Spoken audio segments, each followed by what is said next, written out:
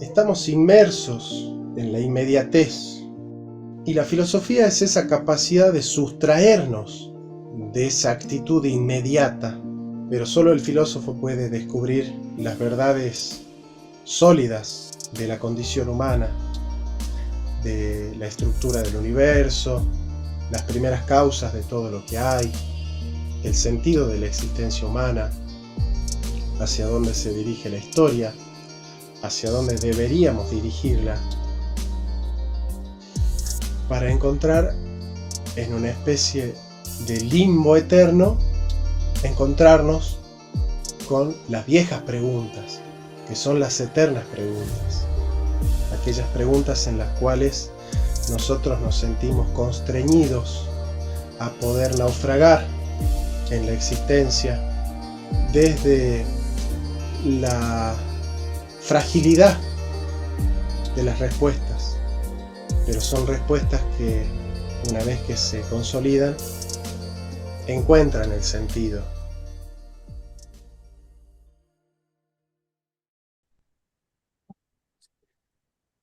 Bueno, Arturo está ansioso por comenzar, parece.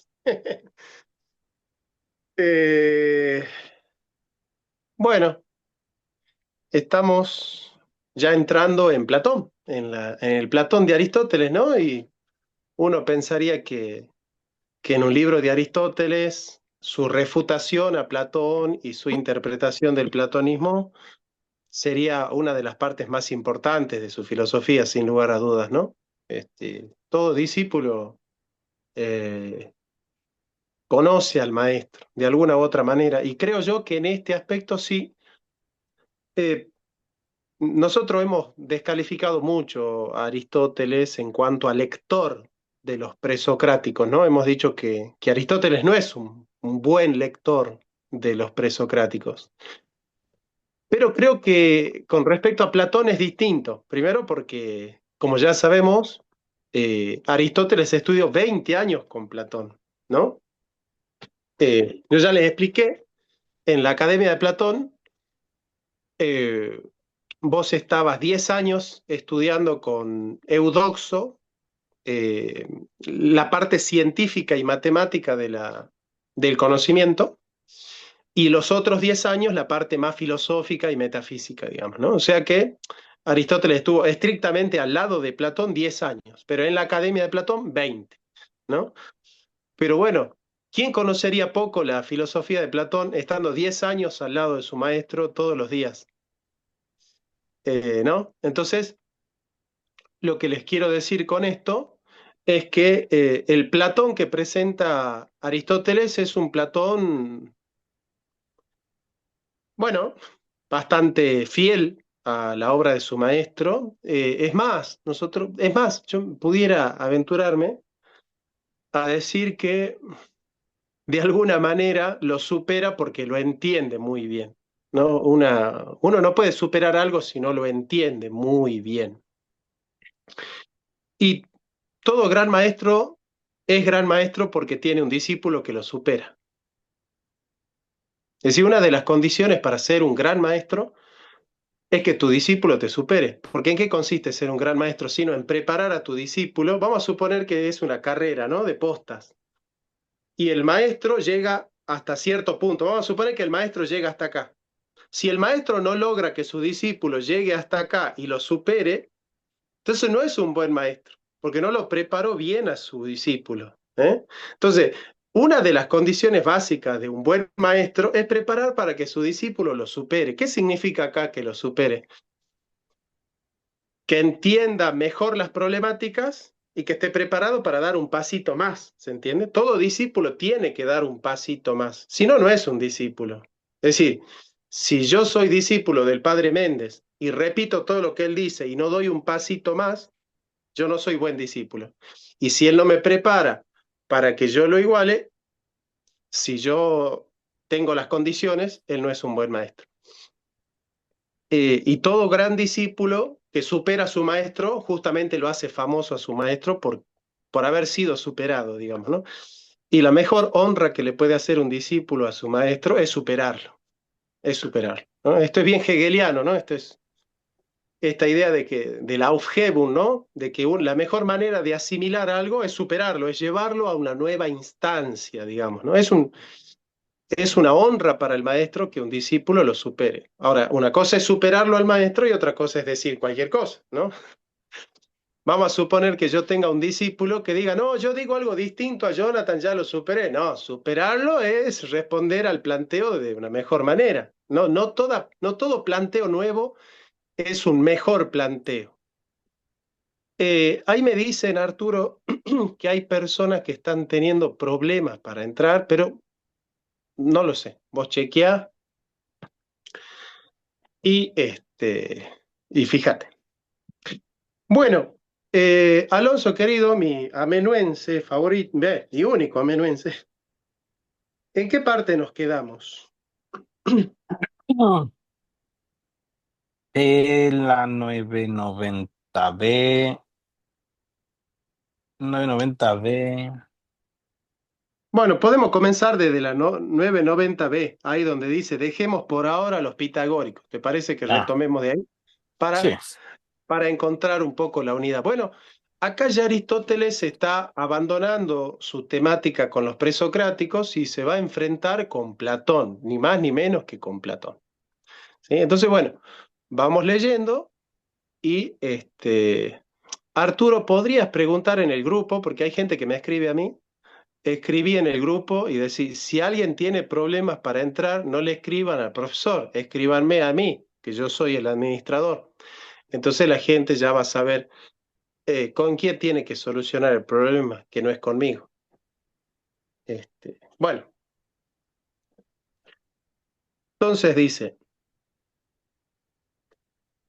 o alguien, si Arturo no lo escribe, porque a veces Arturo pone el live y se va a buscar comida. Entonces, si no aparece en el grupo, esa leyenda que le digo a Arturo que ponga, alguno de ustedes, por favor, ponga. Esto digo porque yo sé cómo hace Arturo la cosa a veces, que probablemente no me está escuchando. Entonces, la persona que no puede entrar va a seguir sin poder porque no le va a escribir a Arturo y me va a seguir escribiendo a mí, digo. Bien, entonces busquemos 990B. 990B.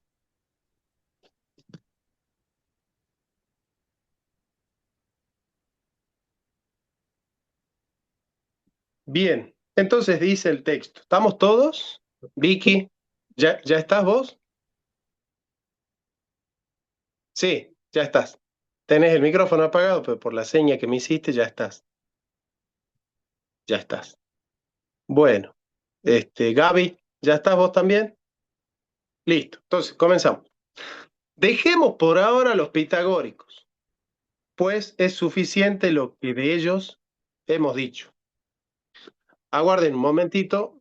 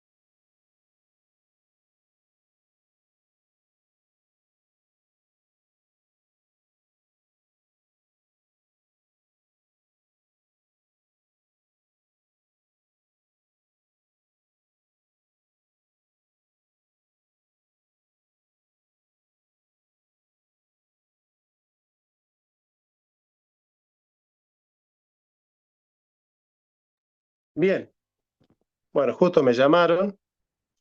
Eh, entonces, dejemos por ahora los presocráticos. En cuanto a los que ponen las ideas como causas, a los que ponen a las ideas como causas, buscando en primer lugar comprender las causas de los entes que nos rodean, adujeron otros iguales en número a estos, como si uno al querer contar creyera no poder hacerlo siendo pocas cosas y contara después de hacerlas más numerosas. ¿Entienden esta, no? Esta afirmación. O sea, es decir, si yo quiero conocer una taza, ¿por qué Platón quiere que yo conozca dos? Eso está diciendo, ¿no? Si yo quiero conocer un perro, ¿por qué Platón me exige conocer dos? O sea, me exige conocer el perro que me rodea y la idea de perro que es perfecta. ¿Entendés? Entonces, la crítica de Aristóteles apunta a la cantidad. ¿Por qué Platón me reduplica el ente? ¿Sí? ¿Por qué para conocer uno me hace conocer el otro? ¿No? Bueno, eso es.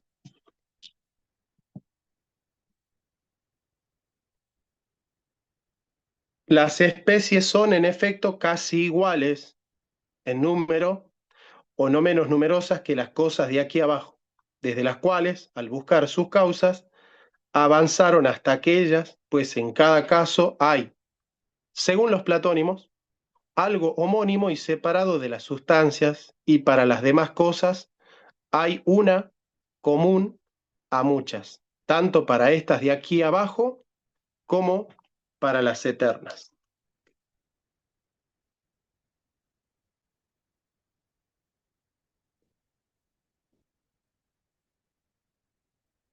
Es interesante porque aquí ya aparece el tema de la sustancia.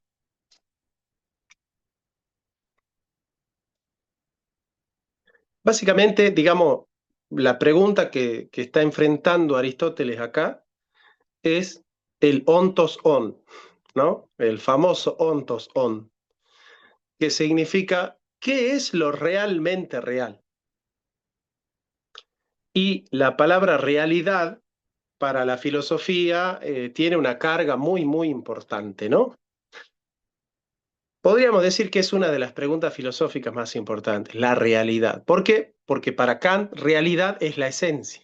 En cambio, para Aristóteles la realidad es el ser, no solo la esencia, también la esencia, pero es el ser. De hecho, piensen en la palabra esencia, comienza con S. O sea, escriban esencia con doble S y van a entender. Esencia, ¿ven?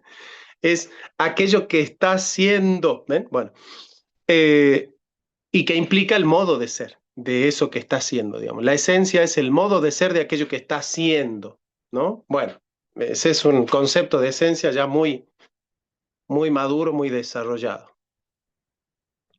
Para Platón, la realidad más pura y auténtica es la idea de la cosa, pero no la cosa. La cosa, la sustancia, vamos a suponer que nosotros nos topamos con, no sé, un perrito, no sé cómo se llama el perrito de ustedes, ¿no? Mi perra se llama Abeona. Bueno, entonces nosotros nos topamos con Abeona. Y Abeona es un perro particular, es una sustancia, es una entidad concreta, es una entidad física, es una entidad ilemórfica, es un ente que nosotros podemos ver, que podemos tocar, que podemos abrazar, que podemos besar. Entonces Platón lo que va a decir es que nosotros no pudiéramos, digamos, hacer inteligible a Abeona si no conociéramos su realidad más profunda. El tema es que la realidad más profunda de Abeona no está en Abeona, sino que está en lo que Platón llama cosmos noethos. Cosmos noethos. Noethos significa pensamientos, formas, ideas, noetos, ¿no? Entonces el cosmos noetos es el mundo de los pensamientos, es el mundo de los pensamientos puros, ¿no? La mejor traducción para cosmos noetos es el mundo del pensamiento. Yo sé que esta traducción es difícil porque nosotros estamos acostumbrados a que sea el mundo de las ideas, ¿no? El cosmos noetos. El mundo en el que vive Abeona no es el mundo del cosmos noetos, sino del cosmos aicetos, es decir, el mundo sensible. Aicetos viene de aicesis, de ahí viene la palabra estética, ¿no? Que significa la sensibilidad, ¿no? La estética estudia la sensibilidad.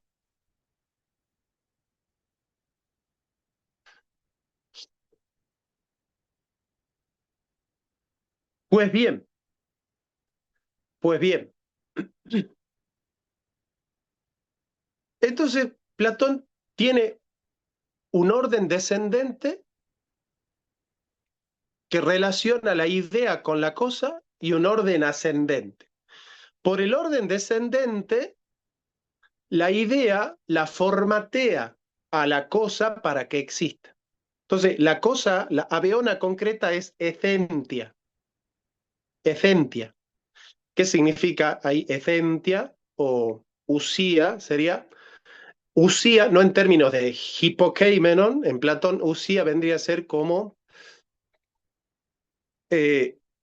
usa, ¿no? Usía viene de usa, que usa es el participio de on. Entonces, on es el ser y usa es el participio del verbo ser.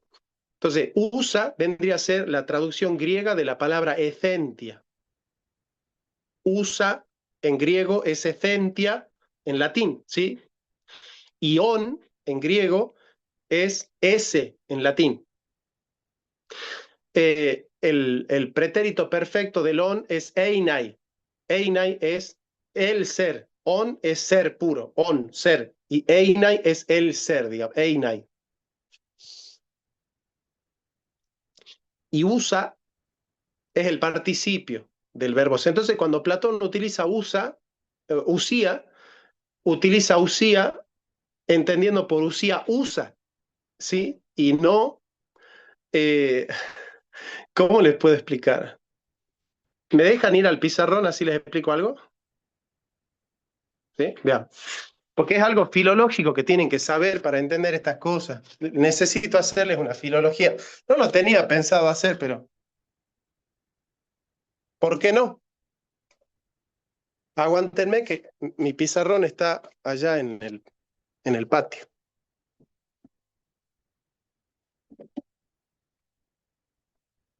Veamos.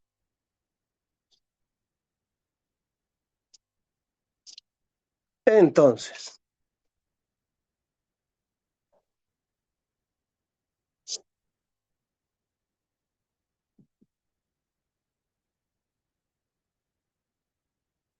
a ver si me hago entender.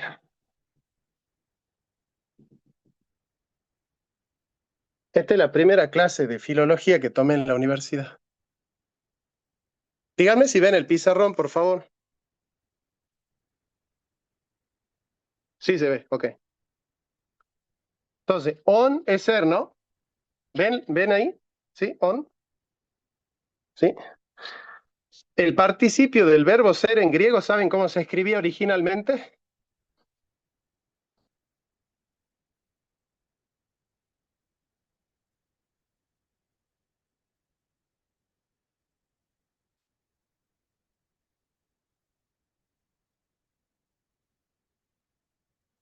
Bueno, este es una omicron, que es O, y este es una ni, que es N.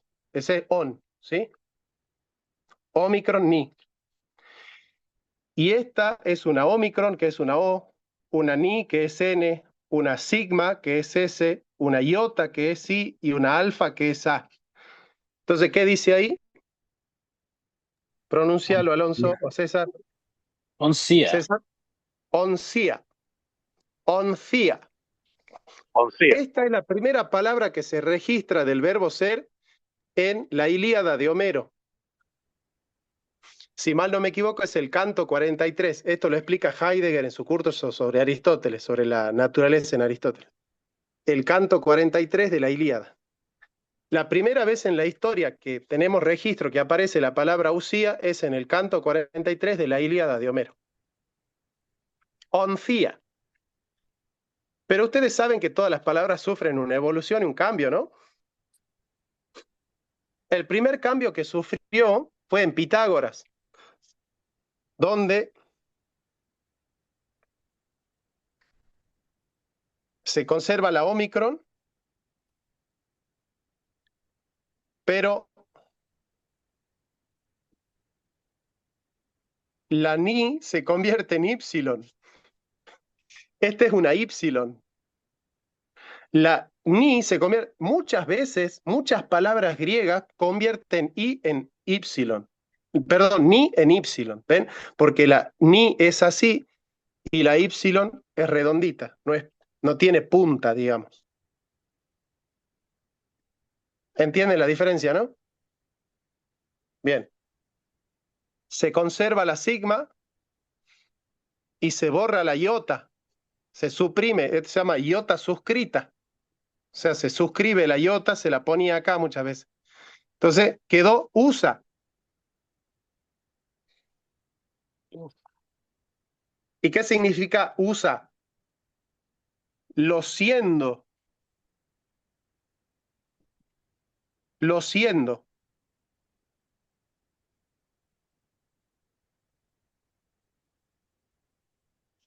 ¿Me van siguiendo? Sí. Podría ser usa en término usativo, en sentido de lo que formatea,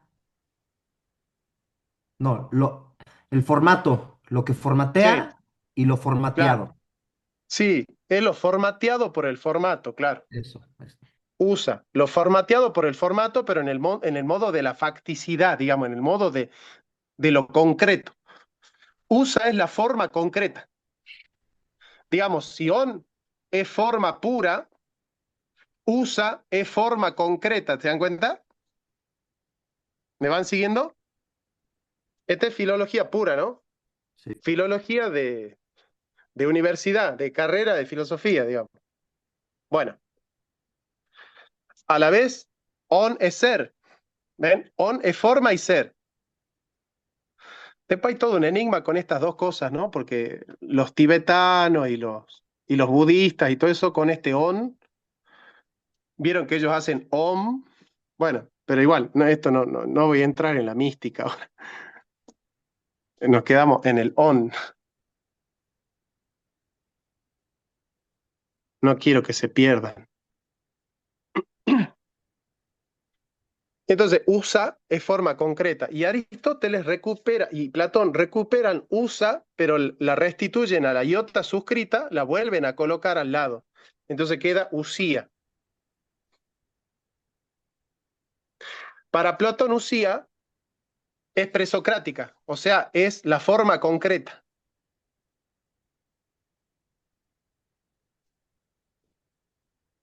Entonces, miren, para Platón acá hay einai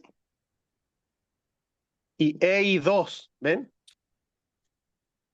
Einai es el aspecto del ser y ei2 es el aspecto del aparecer. Entonces, einai hace alusión al ser, al acto, digamos, en términos tomistas, y el eidos a la esencia. Entonces, para Platón, la idea es acto y esencia, ambas cosas. En la palabra eidos está presente einai.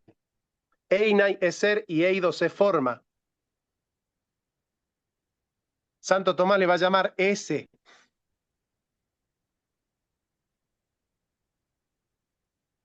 Y a la usía Santo Tomás le va a llamar esentia. ¿Ven? Miren. ¿Ven? Ese, esentia. ¿Van entendiendo? No los quiero perder. Discúlpeme si los estoy perdiendo. ¿Hasta ahí estamos? Sí. Sí. S, el S y la esentia. El S y la esentia. Einai y eidos, usía, usa. Para Aristóteles, usía ya no es usa solamente, sino que usía ya es sustrato. Mientras que Platón ausa, que significa forma concreta.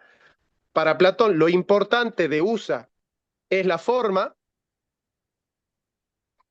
Para Aristóteles, lo importante de usía es lo concreto. ¿Se entiende? O sea que la palabra usía para Platón está sonando la forma, y en cambio para Aristóteles está sonando lo concreto. La palabra usa es forma concreta. ¿Sí? Entonces, mientras que para Platón hay una mayor preeminencia del aspecto formal en la filología, digamos, en la familia usa, para Aristóteles lo concreto.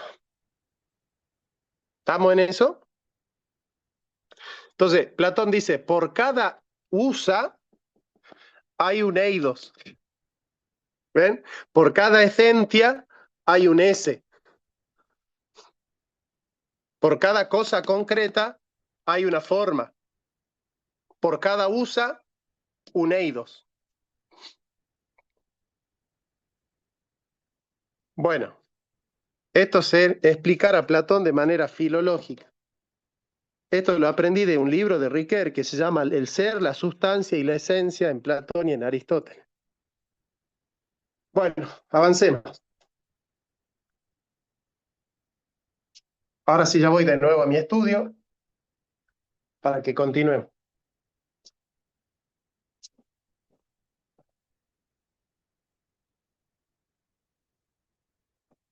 Bien.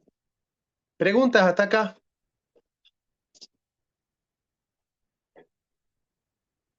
Bueno. Johnny, Sí. ¿qué Sí, mi tal? hermano. ¿Cómo estás? Bien, mi viejo, bien. La otra vez fui a votar para decano del Colegio de Abogados de Lima y en la cola me encontré con un libro publicado, me parece, por una editorial argentina. Se titulaba El realismo de Platón. Ah, ese sí, ese es de Cordero, de Néstor Exacto. Cordero. Ajá. Mi pregunta es, ¿algo de lo que acabamos de ver tiene que ver con esa explicación del realismo de Platón? ¿Cómo no? ¿Cómo no? Néstor Cordero es el especialista más importante del mundo en Parménides. El número uno en Parménides es Néstor Cordero. Y bueno, por carácter transitivo, él también sabe de filosofía antigua, es profesor de filosofía antigua en la UBA, en la Universidad de Buenos Aires. Yo lo conocí cuando vino a la universidad para presentar un libro que se llama Siéndose es, bien cacofónico, ¿no? Siéndose es, que es la tesis del poema de Parménides. Bueno, Hernán Suchi es también buenísimo en Kant. Digo porque son de la UBA. En la UBA son buenísimos en Kant, en Hegel, en los presocráticos. Johnny, Qué bueno. esa combinación que hace, o esa interpretación que se hace de Platón, por referencia que para Platón, ser y aparecer, o sea, el leído en sí, es en sí mismo, tiene la razón de su existencia, es parte de lo que se sostiene como el realismo de las ideas de Platón, porque también me parece que está en García Morente. García Morente tiene un capítulo incluso que se llama El realismo de Platón. Mm. Claro, lo que pasa es que el realismo de Platón no es lo mismo que para los tomistas el realismo. Porque Platón es un realista exagerado. O sea, para Platón hay una sola realidad auténtica que es la idea. Las cosas que nosotros, o sea, el realismo hoy, vos decís que es ser realista, afirmar la existencia real de las cosas que existen en el mundo, digamos. Claro, para Platón es al revés. Para Platón las cosas que existen en el mundo no son ontos on, realmente reales, digamos. Bien, bueno, avancemos entonces. Continuemos leyendo, ¿sí?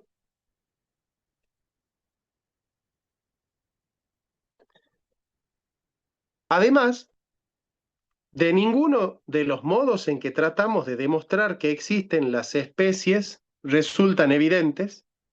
De algunos, en efecto, no se produce necesariamente un silogismo, y de otros, incluso, se deducen especies para las cosas de las que no creemos que las haya. En efecto, según los enunciados procedentes de las ciencias, habrá especies de todas aquellas cosas de las que hay ciencias. Y de acuerdo con lo uno común a muchos, las habrá incluso de las negaciones. Y en cuanto que se piensa algo de lo ya corrompido, las habrá también de las cosas corruptibles, pues hay una representación mental de estas cosas. Es decir, acá se está haciendo cargo y esto da cuenta de que Aristóteles tiene muy presente un libro, sobre todo de Platón, que es el Parménides de Platón. En el Parménides de Platón, el propio Zenón de Elea le critica a Sócrates, que en el Parménides Sócrates es el que defiende la teoría de Platón, le cuestiona que haya, le voy a explicar el planteo para que entiendan lo que Aristóteles se está burlando de Platón. En el fondo acá hay una burla de Aristóteles a Platón, ¿no? Porque le dice Zenón de Elea, que dialoga con Sócrates en el Parménides. Recuerden, Sócrates es el defensor de la teoría de Platón. No sé, alguien preguntaba qué capítulo de qué, de la obra de Platón qué parte del texto de la metafísica estamos leyendo. ¿Alguien le puede responder ahí por mensaje? Así yo no me desconcentro. Eh, eh, Supuestamente para Platón las ideas son eternas, bellas, perfectas e incorruptibles. Y Zenón de Elea lo pone ante una aporía, un túnel sin salida a Sócrates, porque le dice que es la primera vez donde Platón hace a Sócrates perder un debate. En el Parménides es el único lugar donde Platón hace que Sócrates pierda el debate, digamos, ¿no? Le dice, oiga, pero la idea de basura es bella. Y Sócrates le dice, sí, es bella. ¿Y la basura es bella? No. ¿Y cómo puede ser que la basura que es fea participe de la idea de basura si la idea de basura es bella? ¿Por qué la basura es fea entonces? ¿Quiere decir que hay algo de fealdad en la idea de basura? ¿Para que la basura sea fea, participa de la fealdad también? Entonces le rompe la teoría, porque es cierto, digamos, ¿cómo puede ser que la idea de basura sea bella y la basura sea fea? Es como que está rompiendo la participación, ¿se dan cuenta? Le pone excremento, le pone cosas feas todo el tiempo, Zenón, para mostrarle que en realidad no existe la participación. Porque las cosas feas, entonces, ¿cómo sería que participan de las ideas si las ideas son bellas? Por ejemplo, la idea de muerte. La muerte participa de una idea de muerte. Si la muerte participa de una idea de muerte, la idea de muerte es mortal. Si la idea de muerte es mortal, entonces es una falsa idea, no tiene sentido que la idea de muerte no muera, digamos. Entonces, ¿pero qué le quiere hacer acá Zenón de Elea a Sócrates? Lo que quiere hacer Zenón de Elea con Sócrates es mostrarle la inconsistencia que tiene la teoría de las ideas. Lamentablemente, Platón se muere habiendo puesto en jaque su propia teoría, pero sin resolverla. Platón no da una respuesta a esa problemática que él mismo cuestiona en el Parménides. O sea, que lo que está haciendo Aristóteles con Platón no es ni más ni menos que lo que Platón ya hizo con su teoría. Platón ya puso en cuestión la teoría de la participación. Platón ya cuestionó la teoría de la participación. Platón ya derogó su teoría. Y lo que está haciendo Aristóteles es montarse en la crítica que el propio Platón se hizo a sí mismo. O sea, no piensen que la crítica de Aristóteles en algún aspecto es muy nueva. ¿Sí? Es decir, si Platón estuviese vivo y escuchase las críticas que le hace Aristóteles, Platón le diría, pero si no me estás diciendo nada que yo ya no haya dicho en el Parménides. La novedad de Aristóteles es la propuesta que da, ¿ah? Pero no la crítica que le hace. ¿Se entiende eso? Vamos.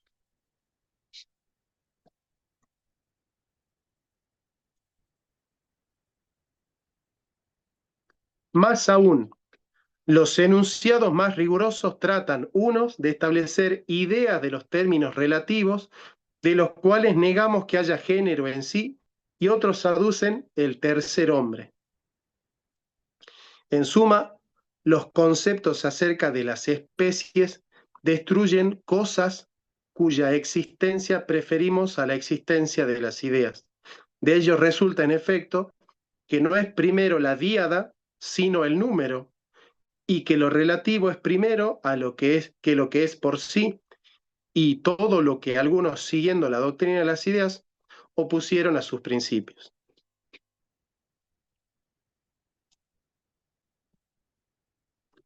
Esta idea es muy buena, ¿no? Dice, en suma, los conceptos acerca de las especies destruyen cosas cuya existencia preferimos a la existencia de las ideas.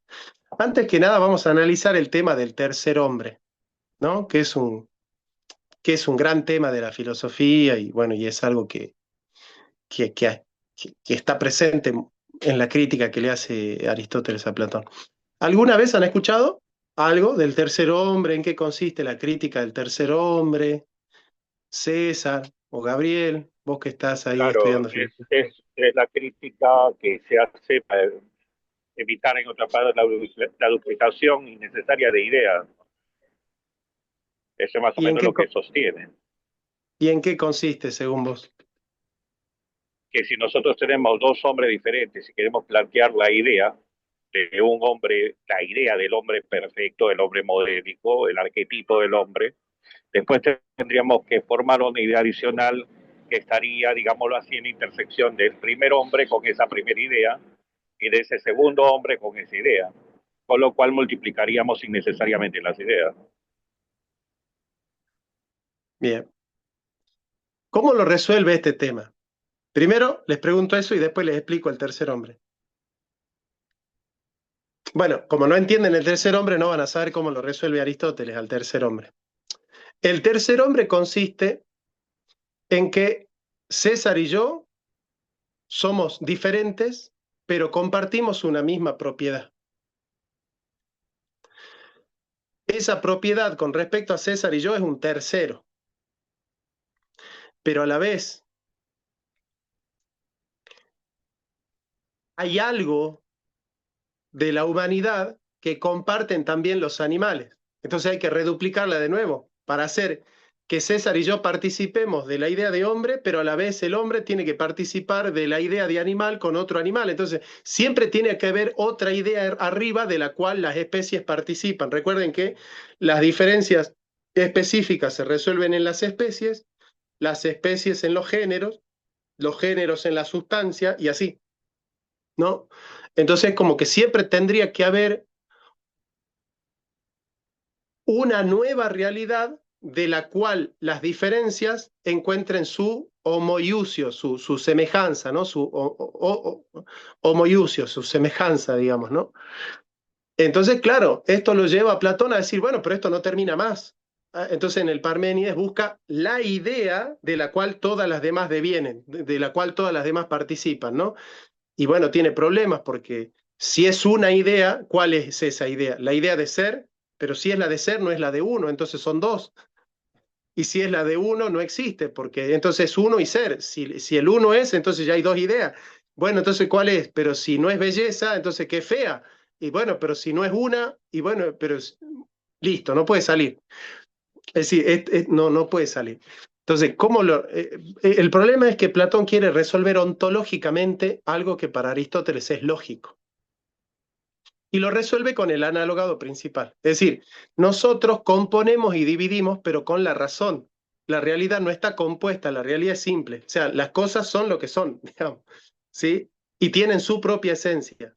Digamos, no es que hay un mundo de esencias donde esta se participa con esta otra y se combinan y se dividen Platón quiere componer y dividir ontológicamente y Aristóteles dice hay que componer y dividir lógicamente. Digamos, esa es la salida maestra que hace Aristóteles, mostrarle a Platón que la composición y la división no valen para la ontología, sino para la lógica. O sea, no vale en el orden del ser, sino en el orden del conocimiento.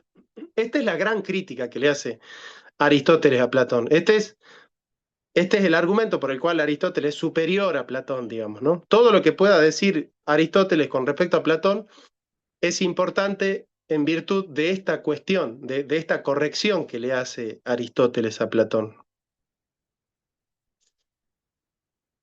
Entonces, ¿cómo lo va a solucionar Aristóteles a esta cuestión? Planteando el analogado principal. O sea, no hay tercer hombre, hay un analogado principal del cual las otras significaciones toman su significado. Santo Tomás lo utiliza con el clásico ejemplo de sano, ¿sí? Digamos, no es que hay 4 sanidades, sino que el organismo es propiamente sano y la orina es sana en cuanto que muestra la salud del organismo. Viste que en la antigüedad y todavía hoy se estudia la orina para ver si hay salud o no. Entonces te dicen, no, la orina está sana. ¿En qué sentido está sana la orina? En que manifiesta la salud del enfermo. O la salud, bueno, sí, manifiesta la salud del paciente, digamos. El agua es sana en cuanto que conserva la salud. El ejercicio es sano en cuanto que produce la salud. En la medicina es sana en cuanto que restaura la salud. ¿Se dan cuenta? Pero tanto la medicina, la orina, como el ejercicio y el agua adquieren su significación de sano en función de participar de una cualidad propia al organismo. Entonces, propiamente el organismo es sano. ¿Sí? Sano propiamente es el organismo. Y el agua en relación con el organismo, y el ejercicio en relación con el organismo, y la orina en relación con el organismo. ¿Entendieron eso? Entonces, acá Aristóteles se está componiendo y dividiendo, pero lógicamente. En realidad, en la realidad hay una sola cosa sana, que es el organismo. Nosotros componemos y dividimos referencialmente porque por analogía nosotros predicamos todo aquello que inhiere a la sustancia.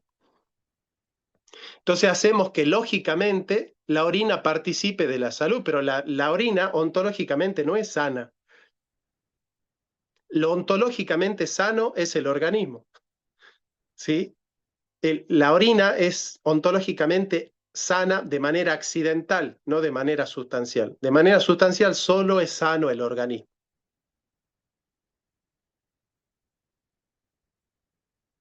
Como podríamos decir lo mismo del fuego, ¿eh? Propiamente caliente es el fuego, y todo lo demás es caliente en función de participar de la propiedad del fuego, digamos. El fuego es el que da calor, todo lo demás es caliente en cuanto que lo recibe al calor, digamos.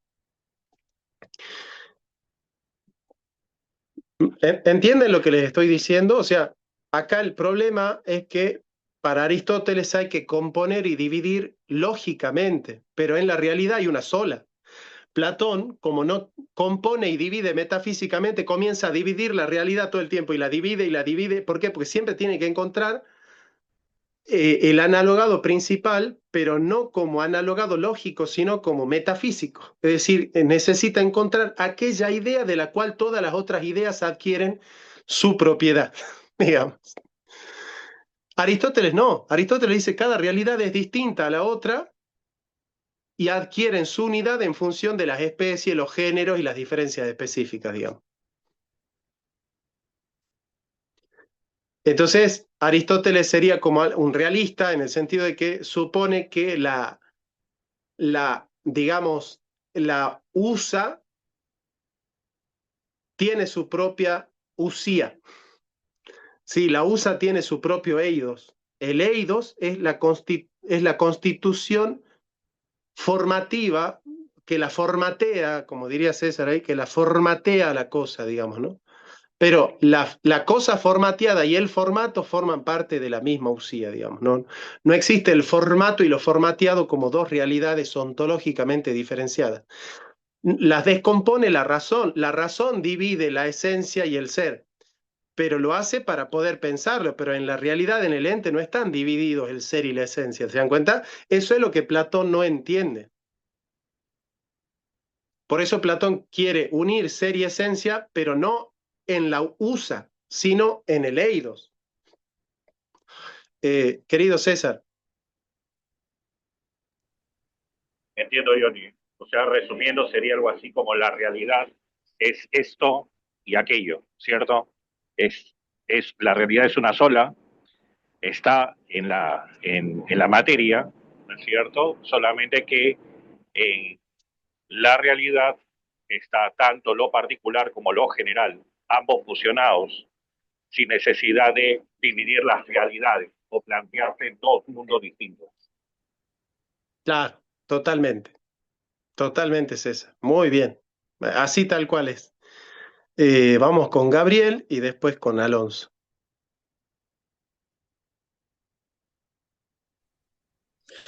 Entonces, yo tengo la versión de Hernán Suchi. Acá dice, pues de ellas resulta que al comienzo no existe la díada, sino el número y que lo relativo precede a lo existente por sí. ¿La díada qué vendría a ser entonces? Esta dualidad entre la idea y la cosa.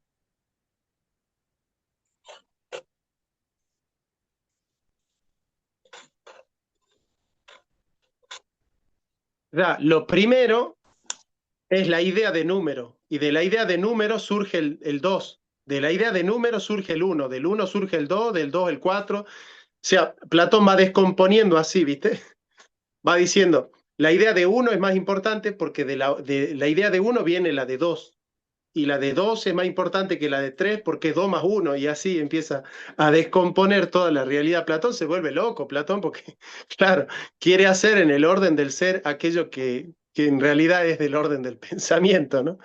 Pero bueno, es un genio Platón igual, ¿no? Pero yo creo que la vuelta que le da Aristóteles es magistral, es genial. Yo creo que Platón se hubiese sentido muy humillado si hubiese estado vivo, y Aristóteles le dice, che, pero ¿y si haces esto? O sí, wow, o sea, sí, había que hacer eso. Bueno, nada. Es por eso que la filosofía, Platón lo toma como una leyenda en la historia de la filosofía, pero el que conoce la realidad es Aristóteles, digamos, ¿no? Por esta genialidad que se da cuenta Aristóteles, ¿no? Platón dice, hay algo que no cierra, porque todo el tiempo tengo que estar creando nuevas formas para darle cuenta a las otras, digamos, ¿no? Y bueno, ese es el tercer hombre, ¿no? Que es el tercero y el cuarto y el quinto, es decir, siempre tiene que haber algo de lo cual dos semejanzas participan, eso es la idea del tercer hombre. Aloncito, mi hermano. Y yo no sé si voy a decir alguna barbaridad, pero a con las diferencias que estamos viendo, ¿no? Del sistema de pensamiento de Aristóteles y el de Platón, pareciera que según la implementación, digamos, del analogado principal, solo bajo esa, bajo este mismo analogado principal, pudiera existir un telos y un orden. Porque en Platón habría telos y orden como ideas, pero no pareciera que tuvieran una necesidad bajo el sistema de Platón. O sea, el telos para Platón es que cada cosa particular tiende a imitar perfectamente esa idea de la cual viene, digamos. Sí, lo que veo es que sin un analogado principal no habría como como un orden en ese telos. O sea, es Bueno, lo que, Platón en el Parménides intenta articular toda la realidad en una sola, en el uno. el famoso uno bien, que se le llama el uno bien, digamos, ¿no? Pero incluso el concepto de uno bien ya es problemático porque son dos ideas, uno y bien, son dos. Ujú. ¿Eh? Es un problema. Para Platón es un problema y tenés razón, digamos.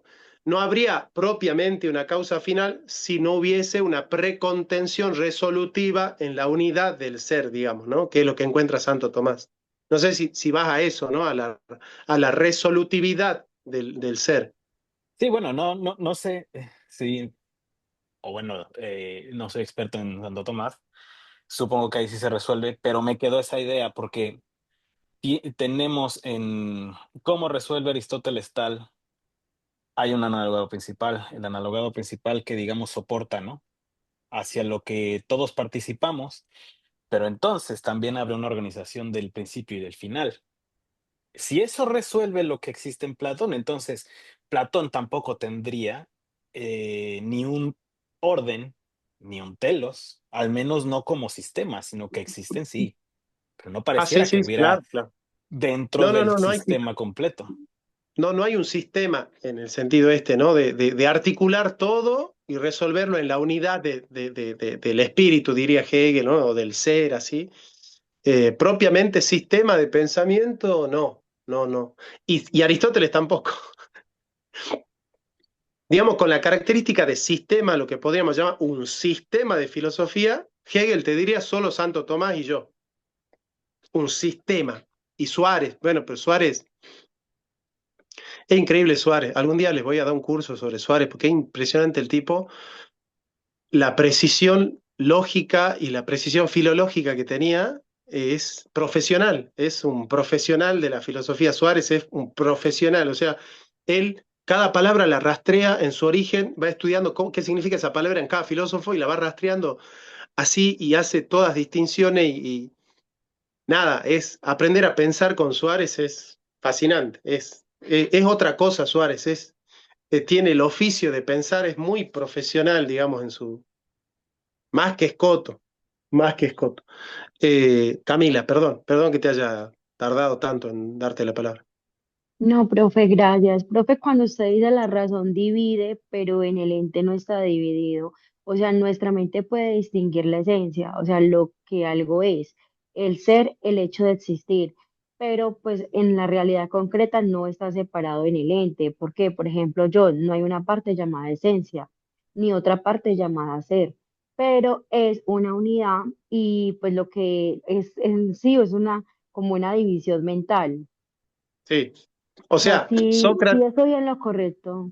sí, pero te explico de otra manera más precisa. Sócrates es una sola cosa. Sin embargo, yo puedo componer y dividir de Sócrates la racionalidad, la animalidad y la sustancia. O sea que Sócrates existe, es un viviente, es un animal sensible, es un animal sensible racional. Y además es Sócrates. Sócrates es uno solo, pero yo lo estoy componiendo y dividiendo ¿qué? La diferencia específica, la especie, el género y la sustancia. Yo estoy componiendo y dividiendo con la razón. ¿Te das cuenta?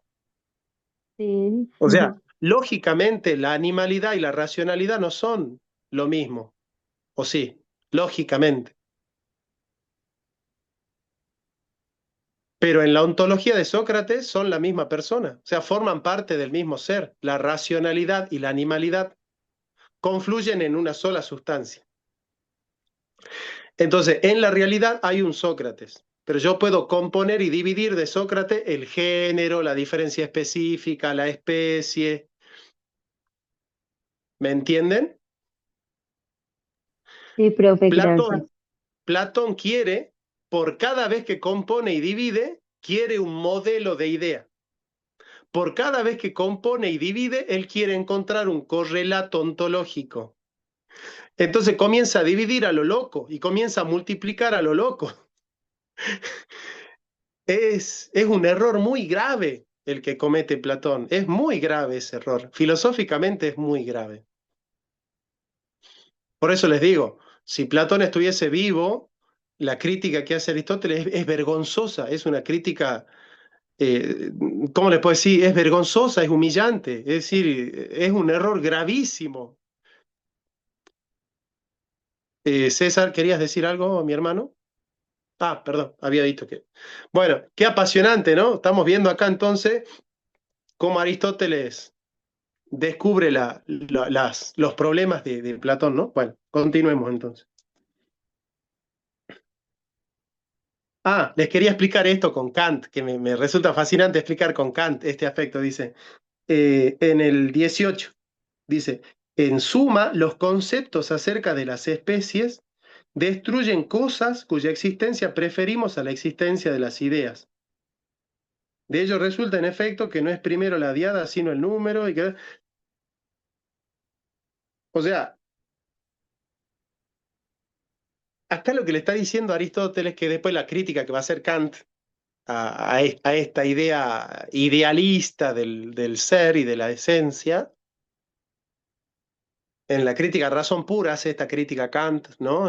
La deducción trascendental de las categorías, él dice que 100 táleros reales son idénticos a 100 táleros pensados, pero solo o sea, nominalmente, lógicamente, digamos, son 100 táleros, 100 táleros reales son idénticos a 100 táleros pensados. Es decir, ¿qué significa esto? Que la idea de tálero es la misma en el tálero real y en el tálero pensado. ¿Sí? Pero el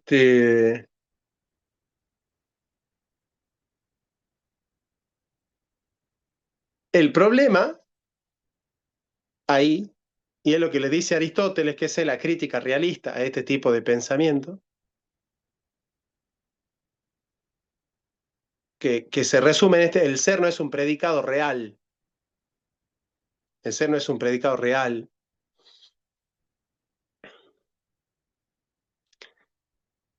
Significa que hay algo en el tálero real que no está en el tálero pensado.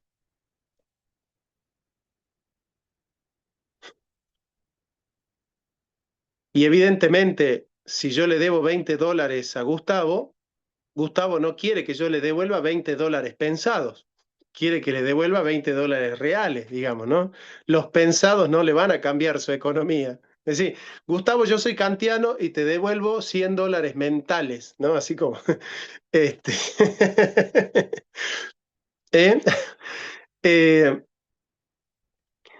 el problema es que esto rompe la lógica de Platón, porque en Platón serían más importantes los táleros pensados que los reales, en términos de que siempre la idea es superior a la cosa real.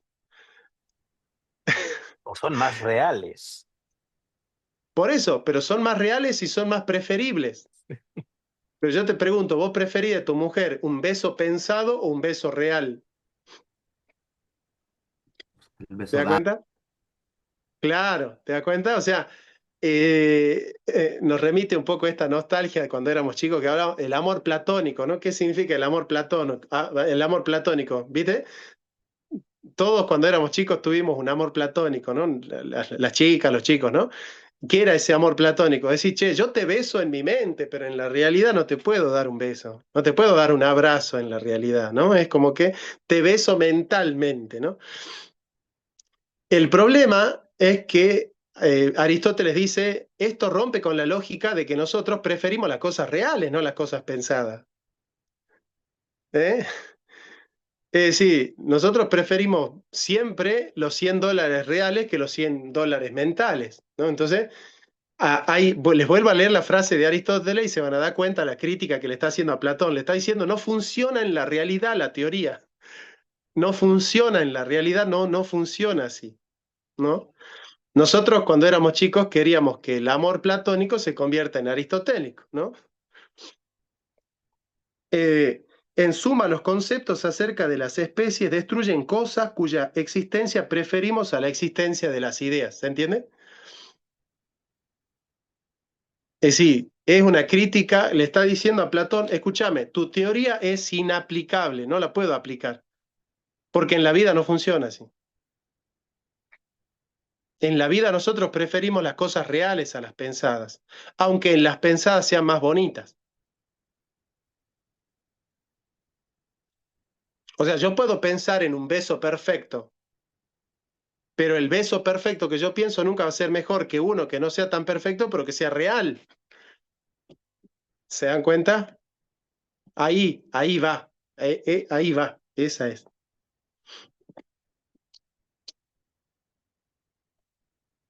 Además, la está rompiendo en mil pedazos a la teoría de Platón, ¿no? Pero no sé si se dan cuenta que lo hace con mucho respeto, así como porque muchos de los discípulos que tenía Aristóteles fueron discípulos de Platón. Entonces tampoco Aristóteles puede hacerse el canchero ahí, ¿no?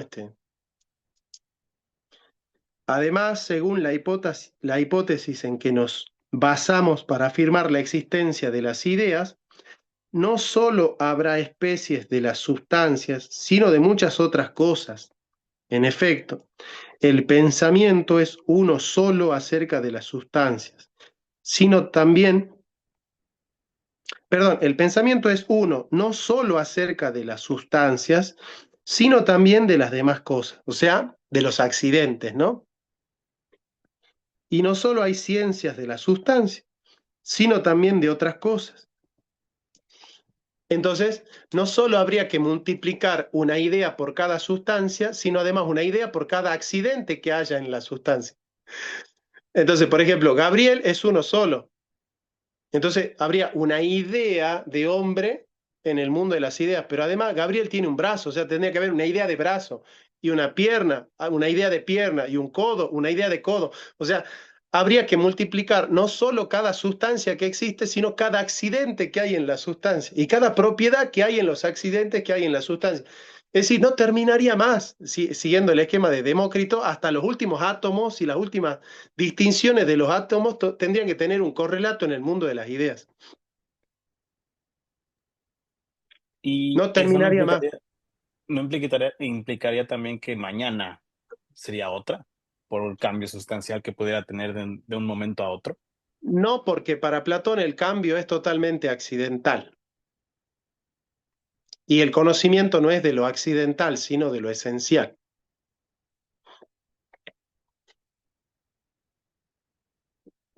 No, en ese sentido no.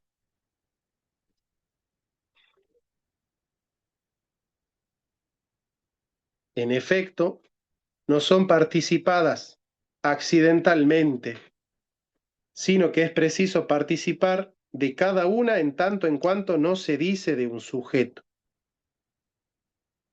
Por ejemplo, si algo participa de lo doble en sí, participa también de lo eterno, pero accidentalmente, por ser lo doble accidentalmente eterno. Por consiguiente, las especies serán sustancias, y las mismas cosas significan sustancia aquí que allí. Entonces, habría dos sustancias, ¿no? La sustancia finita que está en el cosmos aicetos y la sustancia infinita que está en el cosmos noetos. Y habría sustancias es más, se caería en la paradoja, porque brazo de Gabriel acá en este mundo es accidente, pero en el mundo de las ideas es sustancia. Entonces, ¿cómo hacemos ahí? ¿Cómo puede ser que lo que es accidental en el mundo sea sustancial en el mundo de las ideas? ¿Mm? Es, no sé, a mí me gustaría que ustedes hagan el ejercicio de ver, ¿se podría salvar la teoría de Platón? ¿Alguien pudiera hacer el intento de decir, yo la quisiera salvar a la teoría de Platón de alguna manera, darle una vuelta y decir,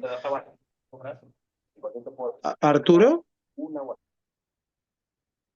Arturo está en otra.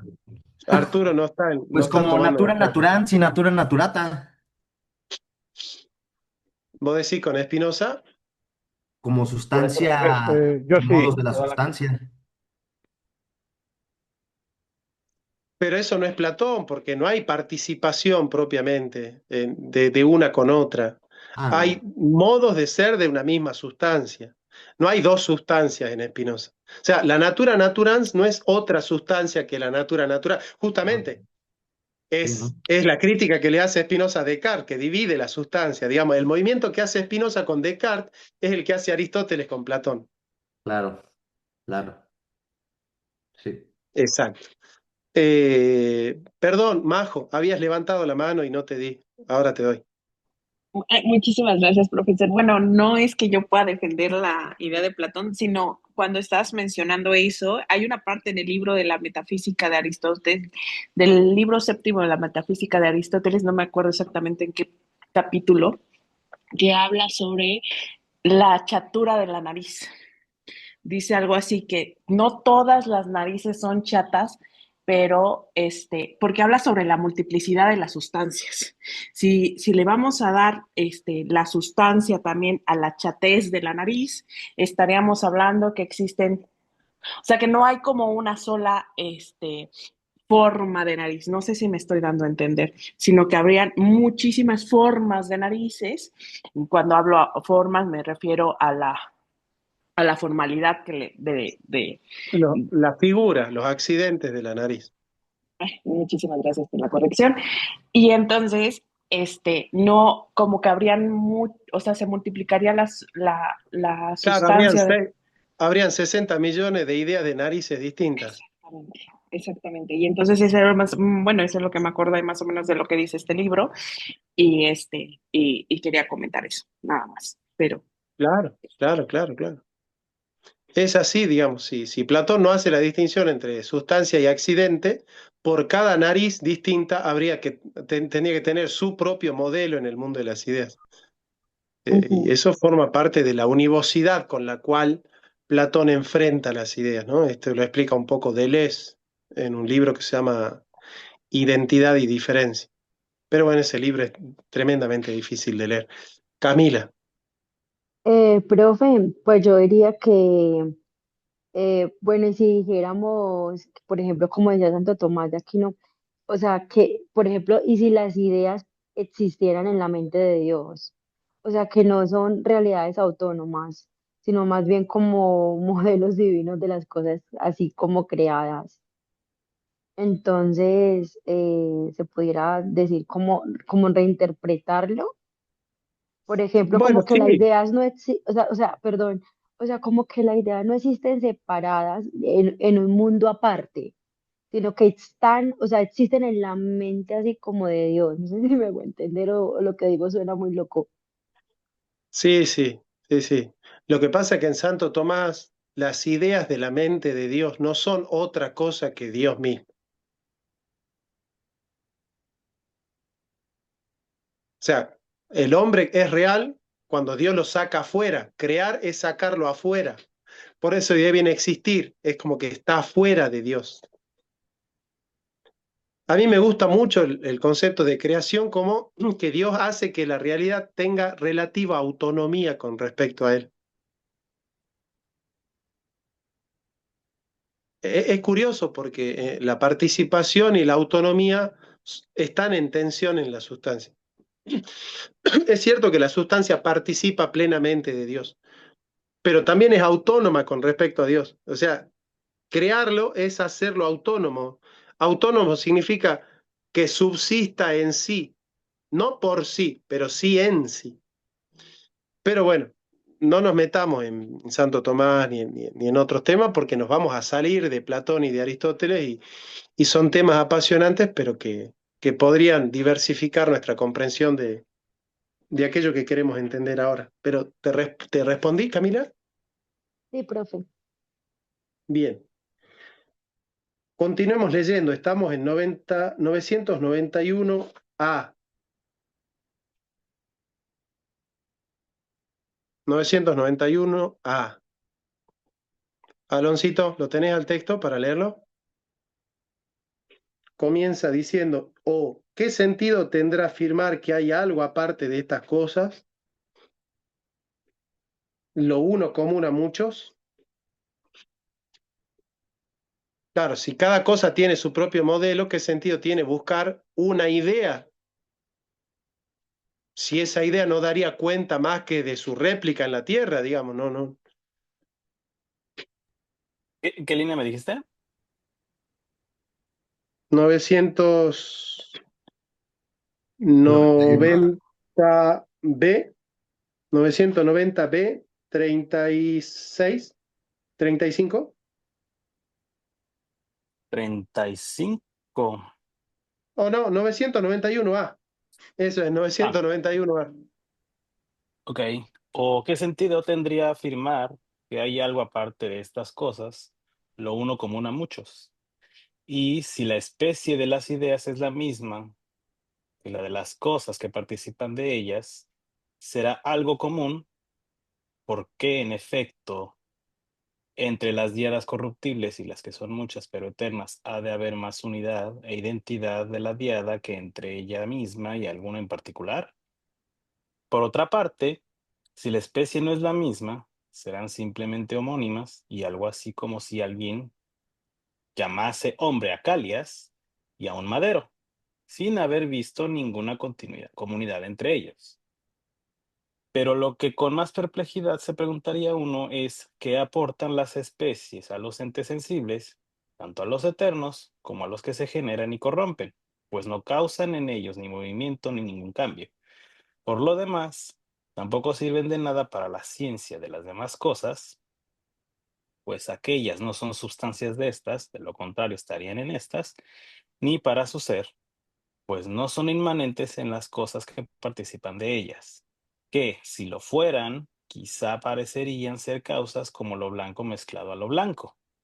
Pero este concepto que Anaxágoras expresó el primero, y posteriormente Eudoxo y algunos otros, es por demás refutable, pues no cuesta nada reunir contra tal opinión muchas dificultades insolubles. Por lo demás, tampoco se puede decir que las demás cosas procedan de las especies en ninguno de los sentidos en que suele decir que una cosa procede de otra. Y afirmar que las especies son paradigmas y que participan de ellas las demás cosas son palabras vacías y metáforas poéticas. Pues, ¿qué es lo que actúa mirando a las ideas? Puede ocurrir en efecto que algo sea o se haga semejante a otra cosa sin ser modelado según ella.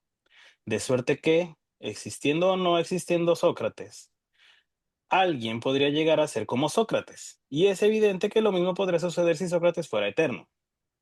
Además, habrá varios paradigmas de una misma cosa y, por tanto, también varias especies. Por ejemplo, del hombre serán especies lo animal y lo bípedo, y al mismo tiempo también el hombre en sí.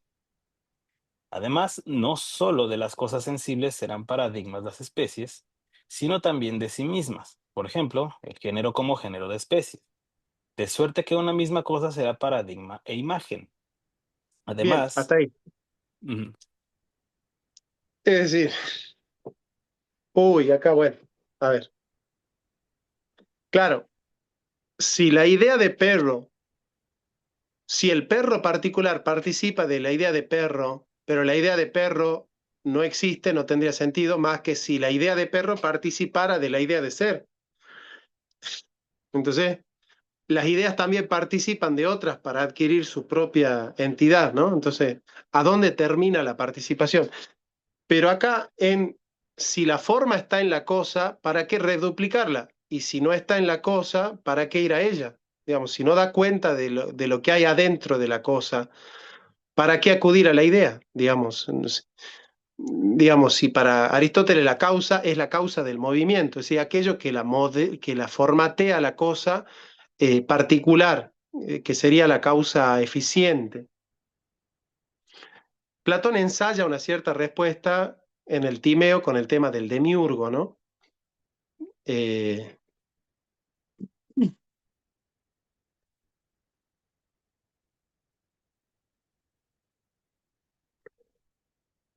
lo que pasa es que no puede explicarlo en movimiento.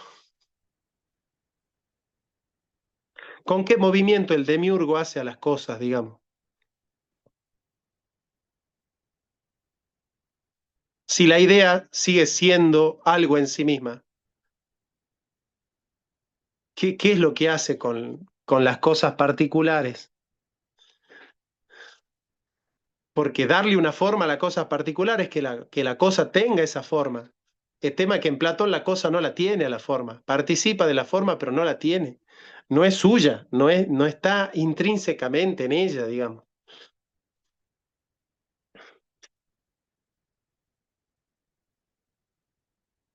Eh, en esto me voy a basar en una crítica que le hace Escoto a Santo Tomás.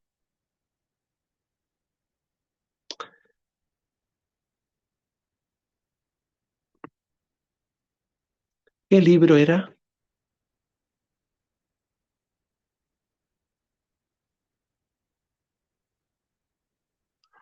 Déjeme buscar un libro que me parece que es el que mejor explica este tema en Platón.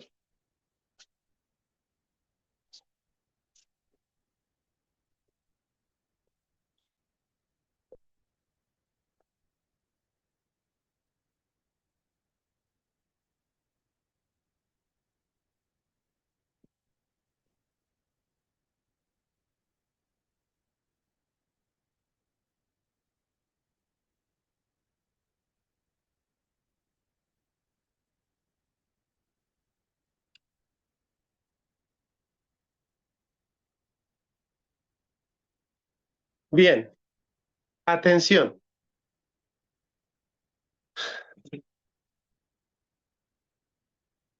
Qué memoria que tengo, ¿no? Miren cómo me acordé. Les voy a leer la mejor explicación de Platón que la hizo un filósofo que usted no tiene ni idea, que es el que mejor entendió Platón en ese aspecto. Les voy a leer la tesis doctoral de Arthur Schopenhauer, de la cuádruple raíz del principio de razón suficiente, el capítulo número 1. Miren lo que dice de Platón Schopenhauer. Es un genio Schopenhauer lo que dice de Platón, ¿no? Y la crítica que le va a hacer Escoto a Santo Tomás y la crítica que le hace Aristóteles a Platón se entiende perfecto con lo que dice Schopenhauer acá, digamos, ¿no? El que mejor entendió a Kant fue Unamuno, y lean el sentimiento trágico de la vida.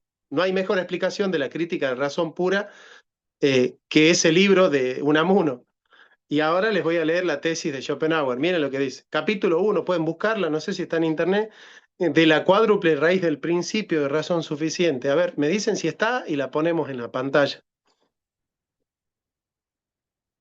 De la cuádruple raíz del principio de razón suficiente. ¿Qué vos lo tenés al libro, César?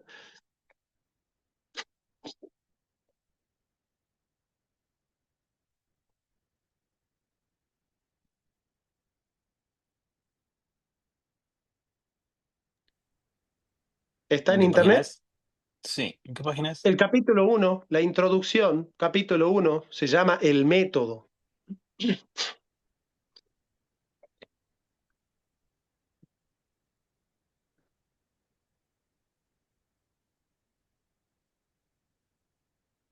¿La podés compartir a la pantalla? Sí, lo que pasa es que la estoy buscando. Che, Arturo, vos no estás, ¿no? No estás en la clase, Solo Arturito. el Porque si no estaría método. preguntando. ¿Y qué diría Heidegger? ¿Qué le diría Heidegger a Aristóteles? Ah, pero si no está Arturo, no puedo compartir, ¿eh? Tengo Ah, el listo, bueno. libro aquí, pero.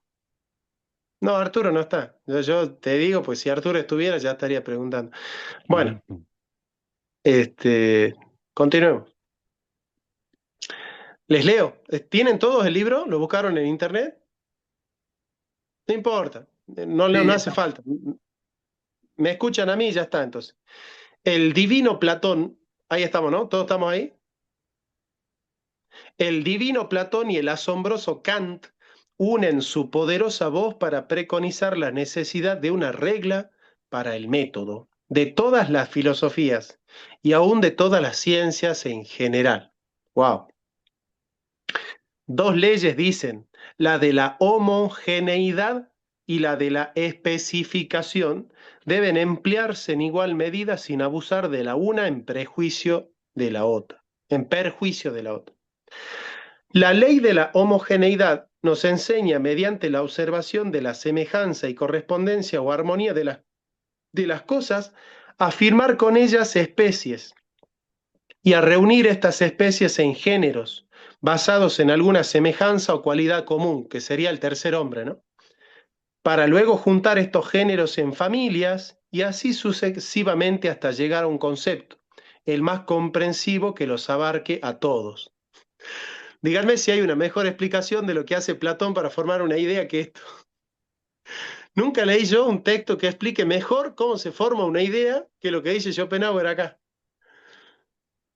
Les vuelvo a leer, miren, está perfecto. O sea, la forma en la que Platón construye una idea no hay otro, no se busquen otro que haya explicado así. Dice, La ley de la homogeneidad nos enseña, mediante la observación de la semejanza y correspondencia o armonía de las cosas, a formar con ellas especies, a reunir estas especies en géneros.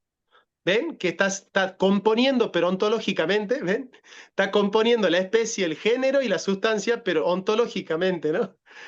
Dice, y con ella especies, a reunir estas especies en géneros basados en alguna semejanza o cualidad común, para luego juntar esta semejanza o estos géneros en familias y así sucesivamente hasta llegar a un concepto e hipostasiarlo, digamos, ¿no? Yo le pondría e hipostasiarlo al concepto. Pero así tal cual, así procede Platón, así. Es genial, es genial. Esto es Platón. Platón es... Cuando ustedes quieran enseñar Platón, lean el capítulo 1 de la cuádruple raíz del principio, razón suficiente. Bueno, che, pero qué memoria, pues yo decía, en algún lado lo leí, pero qué memoria que tengo, pues sabía que esa era la tesis, ¿no? Porque podría haber ido Unamuno también. Bueno, hay que leer todos los filósofos, ¿no? Ya saben que hay que leerlo a Spinoza, a todo, a Berkeley. Pero ¿qué es lo que dice Escoto? ¿Qué es lo que le dice Escoto a Tomás? ¿Qué es la crítica que le hace un poco Aristóteles a Platón? Le dice, pero si vos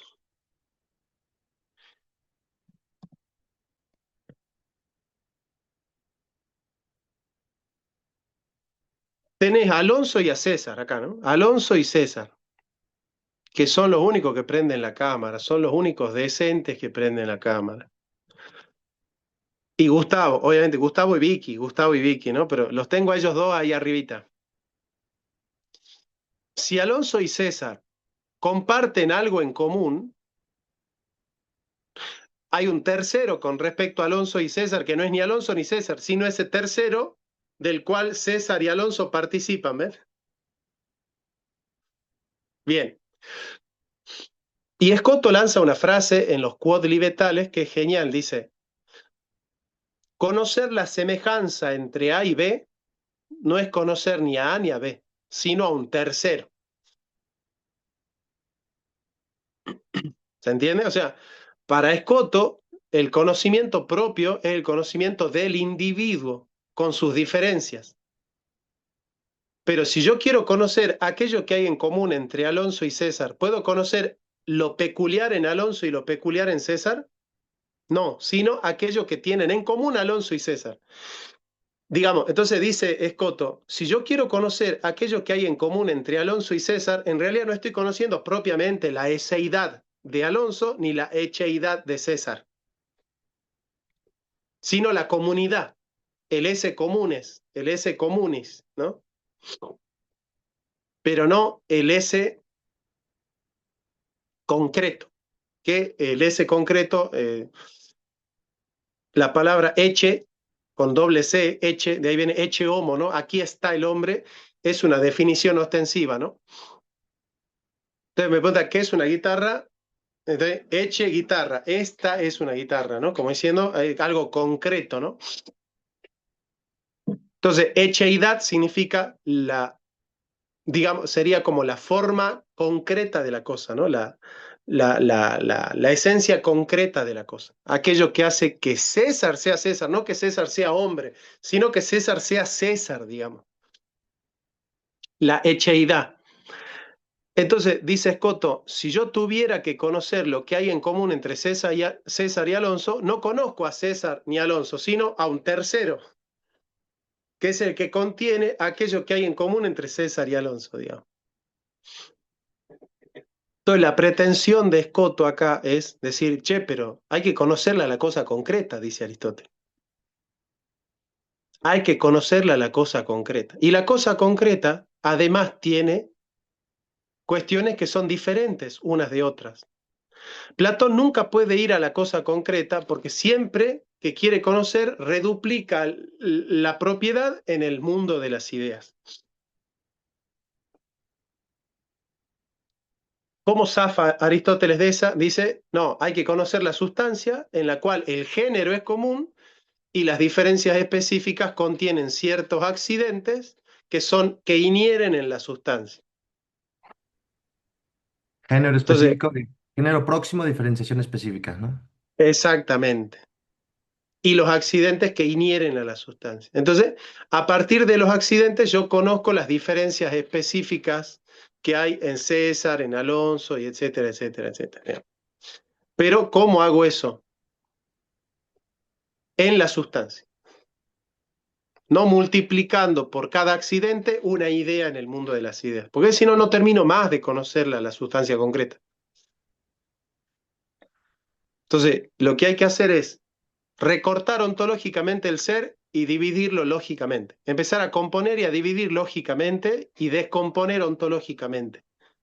Entonces, lo que hace Aristóteles ontológicamente, la navaja de Occam, y lógicamente la composición y la división. Todos son aristotélicos. Occam y Escoto son aristotélicos. Lo que pasa es que Occam aplica la navaja no solo a lo ontológico, sino a lo lógico también. Quiere resolver en la unidad, en la univocidad, la composición y la división. Entonces, el analogado principal se convierte en idea unívoca de ser. Entonces, Guillermo de Occam aplica la navaja no solo al orden ontológico, que es lo correcto, sino también al orden lógico. Entonces ya no puede componer y dividir. Si no puede componer y dividir, ¿qué queda? Una idea unívoca de ser. Claro, ese es en el fondo la crítica de Escoto, ¿no? Que es el concepto de la univocidad del ser. Claro, claro. Lo que pasa es que Escoto y Occam descubren la navaja en Aristóteles, porque Aristóteles tiene una navaja, pero la navaja de Aristóteles es ontológica, no es lógica. Y ellos descubren la navaja, pero la aplican también a la lógica. Entonces, en el fondo, aplicar la navaja en la lógica, ¿qué es? Quitar las diferencias específicas y los géneros para que quede solo la idea de ser. Y en la idea de ser, resolver todas las nociones, digamos. No en el ente concreto, sino en la idea de ser. No son avicenianos. Claro, claro. Sí, ahí hay todo. Es muy difícil meterse en los resquicios de la filosofía medieval así de una. Tener que preparar, tener que calentar, ¿viste? Entrar ahí con los vericuetos y distinciones que hacen ellos, pero Ah, porque de ahí se desprende la mística renana.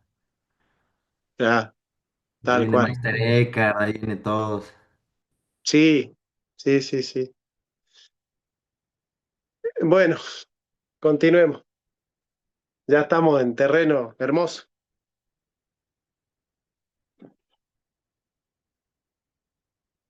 Además, parece imposible que la sustancia esté separada de aquello de lo que es sustancia. O sea, Platón dice la sustancia está separada de la sustancia, digamos, ¿no? Pero acá, claro, para Platón acá hay una trampa, ¿no? Porque en realidad para Platón la cosa no es sustancia, es usa, pero no sustancia. Sí, Alonso. Eh, pero tiene que ver con la traducción. Porque yo tengo que dice, además, a partir de muchos números, no sustancia, se produce un número único. Pero ¿cómo se puede producir una forma, en este caso esta especie, única a partir de muchas formas?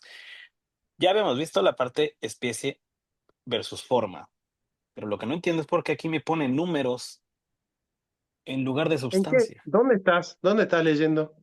La misma que acabas de leer. Además, parece imposible que la sustancia esté separada, pero yo tengo, además, a partir de muchos números, se produce un número único. Eso se me hace muy raro. Nada que ver. Eh, Sí, pero así viene en la ¿Sigues traducción. usando la de la Calvo. traducción de Calvo? Y es que yo tengo las dos, o sea, la de Yebra la tengo aquí Es que hace ratito leíste igual que no era la de Calvo. A ver, ¿en cuál estás en Calvo? en Calvo, es ahí en la 991. B.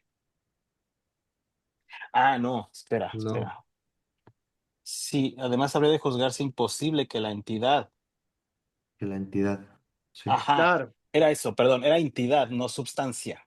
Perdón, número, dije.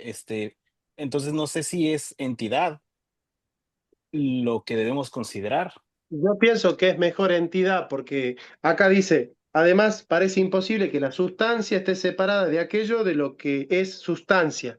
Ahí dice entidad y sustancia o entidad y entidad. Entidad, entidad. Entidad, entidad. No, para mí, a ver, déjame ver, te analizo la traducción, 991b. Acá en la de Hernán Suchi me dice usía en las dos veces. Además parece imposible que la usía estuviera separada de lo que es usía. Claro. Está peor. Pasa que acá le está haciendo una trampa Aristóteles a Platón. Porque ciertamente, ve, Platón utiliza usían. Ven que ahí está usa.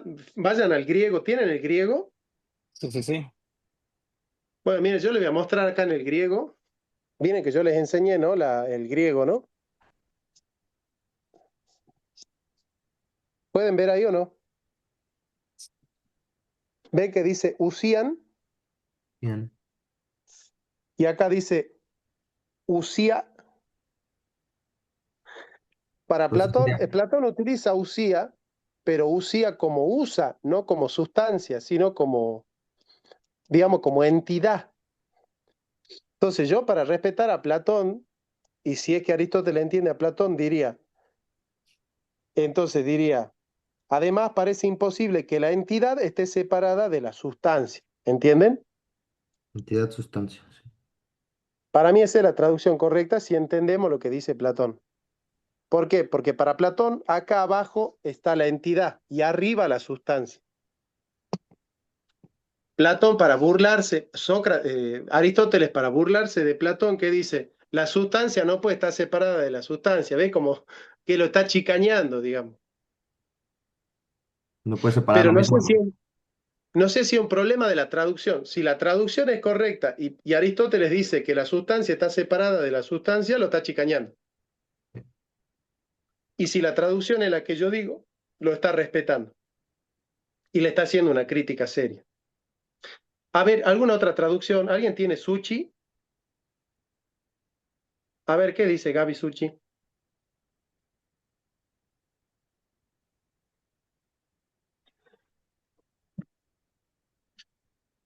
No. Sí, esa es la que acabo de leer. Dice, además parece imposible que la usía estuviera separada de lo que es usía. Es la misma palabra. Ah, pero así dice Usía, dice. Mira, Sí, o usía. Sí, sí. claro, Usía. Claro, no quiso problema. Puso las palabras así como para decir, bueno, arréglensela ustedes, ¿viste? Porque, ven, uno cuando traduce tiene que hacer todo. Imagínense si nosotros estuviésemos traduciendo la metafísica de Aristóteles, estaríamos debatiendo todo el tiempo así. Este tema no lo terminamos más, porque yo le estaría peleando y estaría traduciendo. Entonces, no se puede afirmar que la entidad está separada de la sustancia. Y ese es un pensamiento serio. Ahora, si ustedes traducen que la sustancia no está separada de la sustancia, esa es una chicana.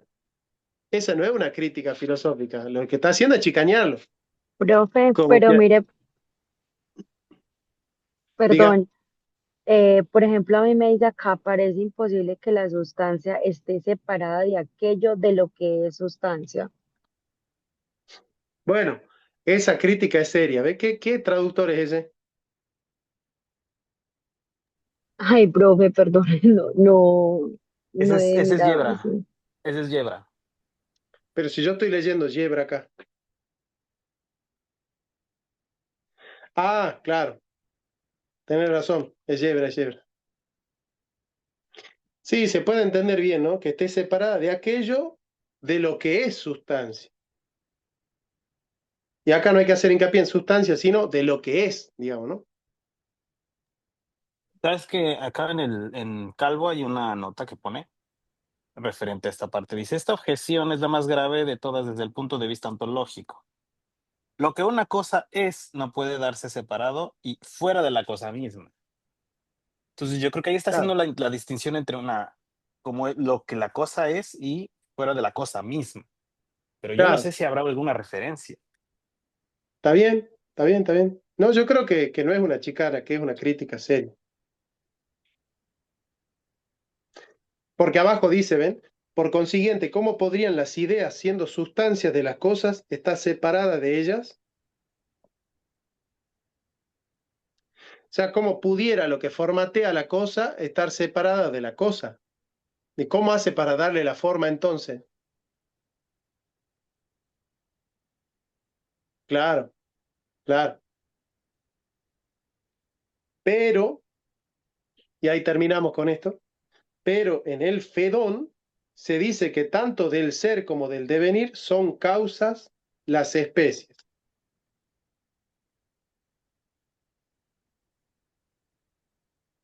O sea, que las ideas causan no solo el ser, sino el devenir.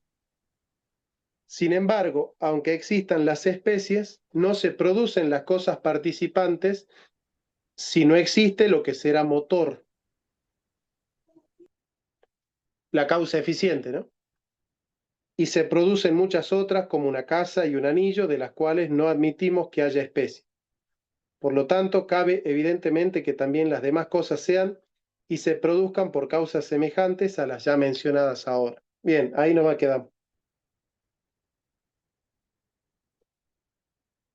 Claro, Platón nunca acepta una causa eficiente que haga que las cosas reales existan, ¿no? Es como que las ideas hacen ese trabajo por sí mismas, ¿no? Por ejemplaridad, ¿no? Pero ¿cómo hacen? ¿Qué? ¿Por emanación? ¿Por imitación? ¿Cómo hacen eso, no? Eh, es insuficiente la teoría de Platón. Es bueno, el Platón que tiene Aristóteles en la mente es un Aristóteles, es un Platón que ya está un poco sistematizado, ¿no? Este, ya lo ha masticado mucho Aristóteles a Platón ahí, lo ha masticado mucho. Eh, Profe, la idea que tiene Aristóteles de Platón es más justa que las que tiene de los presocráticos, en este sentido. eso dijiste, eso comenzamos en la clase, comenzamos con eso, claro, claro, claro, claro. La idea que tiene de Platón es más correcta que la que tiene de los presocráticos. Sí, sí, sí. Yo creo que uno pudiera quedarse con el Platón que tiene en mente Aristóteles y tener un buen Platón, ¿no? Este, al menos un Platón mejor que la versión que tiene Aristóteles los presocráticos, digamos. En esto se nota la proximidad de Aristóteles con su maestro. Y el cariño que le tiene, ¿no? Porque le está haciendo una crítica seria, sin chicanearlo, ¿no? Porque uno pudiera decir de su maestro, este es una butat, ¿no? Este es un bolazo, ¿no? Y no dice así, no se escandaliza, simplemente hace el desarrollo así, pero con mucho tino y con mucho...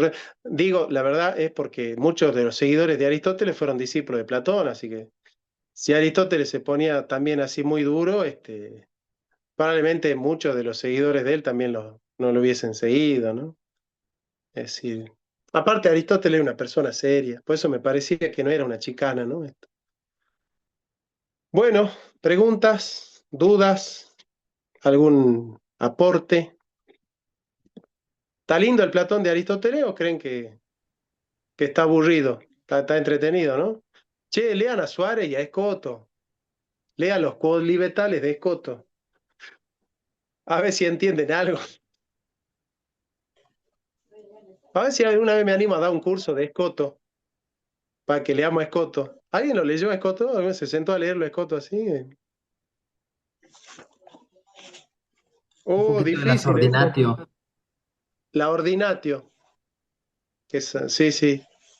Esas son las lecciones que él daba en el Corpus Oxoniense. eh, Yo estaba del, por hacer mi tesis sobre Escoto y desistí, no porque no me gustara, sino porque todavía no está, la edición crítica de los textos de Escoto no está realizada. Entonces el que quiere trabajar Escoto tiene que irse a Roma, agarrar los manuscritos y trabajarlos. Y no se puede. Por eso no hay muchas tesis sobre Escoto, así. Bueno, gente, vamos a descansar. No, la clase que viene vamos a continuar con el Platón de Aristóteles. Y les repito, yo prefiero que leamos todo el libro Alfa perfectamente bien leído a que leamos un pedacito de acá y otro pedacito de allá y un pedacito de acá y otro pedacito de allá. Porque al final del curso me leí el Alfa, entendí todos los planteos, entendí cada parte del Alfa y eso te aporta la profesionalidad de cómo leer un texto, ¿no? Más que ideas salpicadas, digamos así, ¿no? Sancochadas. Así que bueno, gente, estoy disfrutando mucho el curso, estoy disfrutando mucho el curso de Aristóteles. Ya saben que si yo me cebo, vamos a seguir un poquito más, así que estaría bueno que sigamos un poquito más con esto. Y bueno, hay que darle cierre al curso de Hegel, a la última clase de Hegel. Así que bueno, los que pertenecen al curso de Hegel, vemos cuando terminamos el curso de Hegel. Capaz que este jueves le metemos al último, al cierre de todo el aparataje este de Hegel, que está muy bueno. ¿Eh? Así que nada, un abrazo y pónganse a leer para ver qué me traen de novedades del Platón de Aristóteles y nos vemos el martes, si Dios quiere. ¿Eh? Meta, nos vemos. Chao, chao.